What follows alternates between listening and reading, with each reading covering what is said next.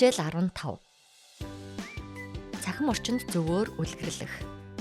Хүүхэд цахим хэрэглээг ажиглах, дуурайх, турших, дадал болгох замаар эзэмшдэг бөгөөд үүнд эцэг эхийн нөлөө шууд болон шууд бусаар илэрдэг. Тодорхойлбол эцэг эхийн дижитал хэрэглээ нь хүүхдэд бага наснаас нь эхлэн нөлөөлдөг бөгөөд үүнийг parental fabbing гэж нэрлэдэг.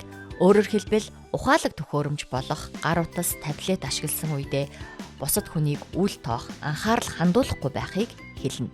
Эцэг эх нь утас таблет ашиглах үедээ анзаарахгүй байх нь хүүхэд өөрөө өөрийгөө үнэлэх, үн цэнгүй болох, ийм мэдрэмжийг авах, зан төлөвийн доголдолтой болох утсанд хит донтох шалтгаан болдог байна. Тиймээс эцэг эх хүүхэддээ дараах эерэг нөлөөг үзүүлэх нь чухал юм. Ярилцаж тайлбарлах, чиглүүлэх буюу цахим хэрэглээний талаар асуулт асуух, ойлголт өгөх, зөв бурууг ялгаж сургах, хамтдаа дүгнэх зэргээр ойлгуулах. Цаг аппликейшн төхөөрөмжийг хязгаарлах буюу хүүхдийнхээ дэлгэцийн цаг аппликейшн контентэд хязгаарлалт хийх. Хамтдаа хэрэглэх буюу хүүхдтэйгээ тоглоом тоглох, контент үзэх, бүтээх, мэдээлэл судлах.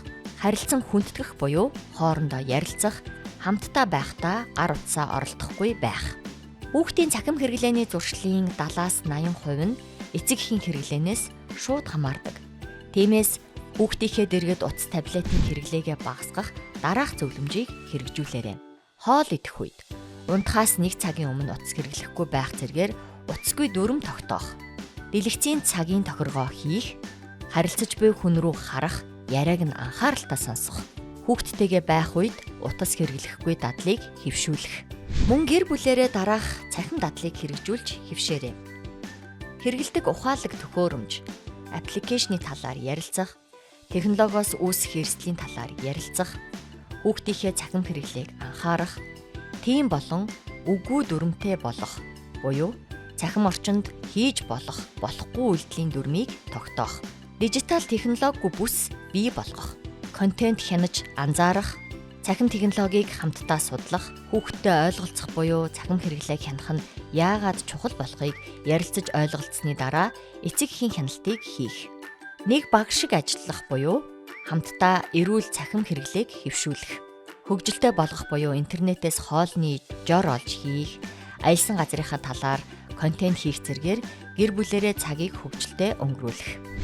Эцэг эхийн сайн үлгэр дуурайл хамгийн хүчтэй фильтр бөгөөд ямар ч программын хамгаалтаас илүү тул эцэг эх асар хамгаалагч та бүхэн хүүхдтэйгээ ярилцах, мэдлэгээ нэмэгдүүлэх, эцэг эхийн хяналтын програм ашиглах, гэр бүлийн дүрм гаргаж мөрдөх, хамтдаа судалж, тоглож, хөгжилдөх зэрэг дадлуудыг өдөр тутамдаа хэрэгжүүлж хэвшээрэй.